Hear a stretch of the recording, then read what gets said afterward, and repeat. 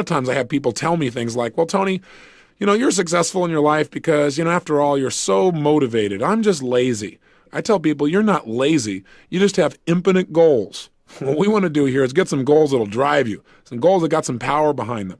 And the way to do that, realize that right now you're about to create a real future that can make a major difference for you.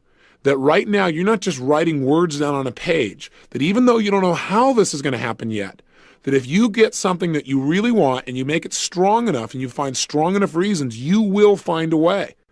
I've done goal-setting workshops like this and seminars for years. And what's amazing is the kinds of results that people generate. I remember where a woman stood up and said, I want to set a major set of financial goals, and that's part of what we're going to do in this workshop. She said, I want to make $100,000, and I want it in the next 7 weeks. The challenge I had when she said this was, hey, wait a second. 7 weeks is too short a period of time. This woman has never made over $30,000 in a year in personal income. How in the heck is she going to make $100,000, especially when she has no plan? Now, while on the one hand, I'm not supportive of just setting goals arbitrarily like that, on the other hand, who am I to say what you're really capable of or not capable of? I think it's true that sometimes people set up goals that aren't realistic, meaning they really have no clue how it can be pulled off. But I also know that there's tremendous power if you get committed enough. And so as I started to tell this woman, well, maybe you ought to relook at your goal, she was so strong about it that I decided to just let her keep it. Who am I to stand in her way? And a good thing I didn't. 6.5 weeks later, she won the lottery and made exactly $100,000. Now, what's really interesting about this story is 6 months later, she came back to a seminar, and we talked about in the seminar what she had done. She set another goal that within 6 months this time, it wasn't quite as urgent, she'd make $150,000. Well, she made $200,000 again through a lottery.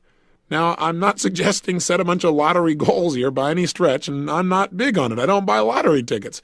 But I just want you to realize there may be a level of understanding about how to manifest goals that's beyond what you or I consciously understand.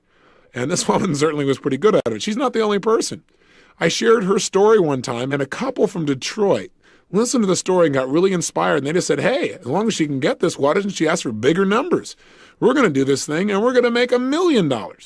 And I got to kind of grit my teeth, and I said, look, that's not what I told the story for.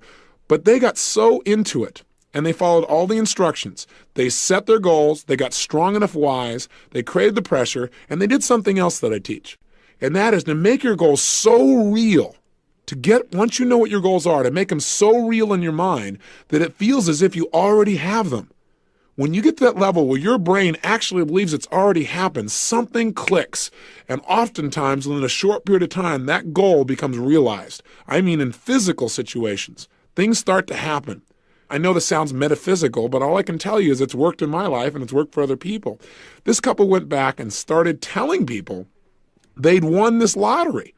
And I kind of quite honestly got a little bit upset. They said, look, you said make it real. It's so real for us now. I mean, we have a hard time distinguishing. And sure enough, they did not win the lottery 2 times in a row. But the third time they won, and they won over $1 million. Their story's pretty legendary in our alumni group in the Detroit area, and in fact, across the country. So I want you to know that people around them said they were nuts, but they understood the power of being able to create something first in our mind. Everything around you in your life right now started out at one time as a thought. I mean, think about it. What are some things that you have in your life right now? Some relationships, some people, some skills, some beliefs, maybe a job that once was nothing but a goal. You're in that same moment now of creation.